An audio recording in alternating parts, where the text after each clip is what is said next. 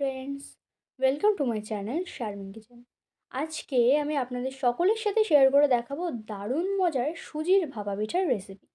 এই ভাপা পিঠা বানানো একদমই সহজ, আর একসাথে অনেকগুলো ভাপা পিঠা বানিয়ে ফেলতে পারেন।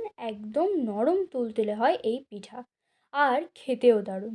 তো চলুন দেখে নেওয়া যাক আজকের আমার এই রেসিপিটি। সুজির ভাপা পিঠা বানানোর জন্য আমি একটি বোলে নিয়ে নিচ্ছি 2 টেবিল স্পুন টক দই। দইয়ের মধ্যে দিয়ে দিচ্ছি 1/3 কাপ চিনি, মিষ্টিটা আপনাদের পছন্দ মতো দিতে পারেন। আর দিচ্ছি হাফ চা চামচ লবণ। এগুলো দিয়ে একটু মিশিয়ে নিচ্ছি। মিশিয়ে নেওয়া হয়ে গেলে দিচ্ছি সুজি। আমি 10 টাকার সুজির প্যাকেট নিয়ে পুরো সুজিটাই দিয়ে দিচ্ছি।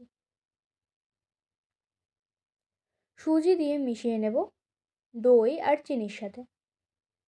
একটু জল দিয়ে সুজির ব্যাটারটা মিশিয়ে নিচ্ছি।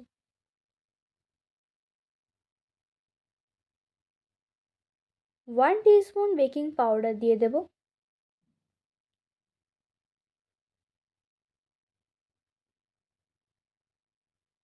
বেকিং পাউডার দিয়ে ব্যাটারটা মিশিয়ে নিয়ে ঢাকা দিয়ে রাখবো 10 মিনিট।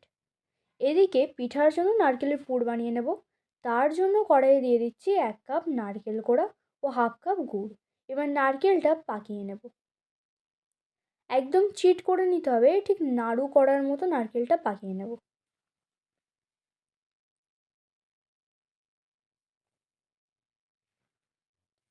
পিঠার জন্য নারকেল পুর বানানো কমপ্লিট।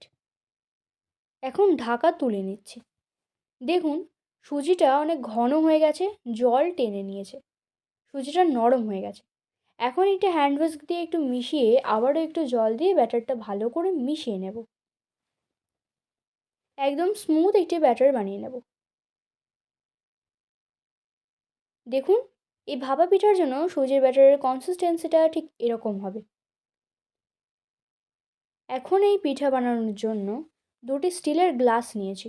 গ্লাসের মধ্যে আগে থেকে একটু তেল লাগিয়ে রেখেছি। এখন ওই সুজির ব্যাটারটা গ্লাসের মধ্যে দিয়ে দিচ্ছি। আমি হাফ গ্লাস করে দিয়েছি, ভাপ দেওয়ার পর গ্লাস ভর্তি হয়ে যাবে।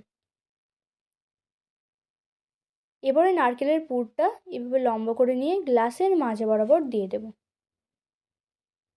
এভাবে 2টি গ্লাসে পুর দিয়ে দিলাম।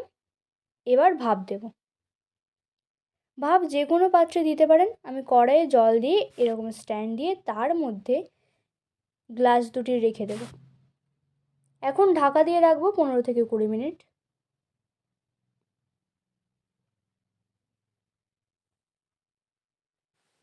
20 মিনিট পর ঢাকা তুলে দেখাচ্ছি। দেখুন, একদম গ্লাস ভর্তি হয়ে গেছে। ঠান্ডা হয়ে গেলে পিঠাটা তুলে নিচ্ছি। গ্লাসের নিচে এভাবে ট্যাপ করলে দেখবেন পিঠা এমনি উঠে আসছে খুবই সহজে। দেখুন কত সুন্দর হয়েছে, দেখে মন ভরে গেল। এখন কেটে দেখাচ্ছি, কত সুন্দর সফট হয়েছে। আর ভিতরে দেখতেই পাচ্ছেন নারকেলের পুরটা কত সুন্দর সেট হয়েছে। এইভাবে সবগুলি কেটে নেব। একটু একটু করে ভাপা পিঠা না বানিয়ে এইভাবে যদি করেন, একসাথে একেবারে অনেকগুলি পিঠা বানানো হয়ে যাবে। এই শীতে সুজি দিয়ে খুবই মজাদার ভাপা পিঠা বানিয়ে পরিবারের মানুষদের মন জয় করে ফেলুন। অতিথি আপ্যায়নে চটজলদি এই পিঠা বানিয়ে ফেলতে পারেন। আজকের আমার এই ভিডিওটি কেমন লেগেছে কমেন্ট করে জানাবেন। ভিডিওটি ভালো লাগলে লাইক শেয়ার করে দেবেন। আর আমার চ্যানেলের নতুন সদস্য হয়ে থাকলে চ্যানেলটি সাবস্ক্রাইব করে পাশে থাকার অনুরোধ রইল। Thank you.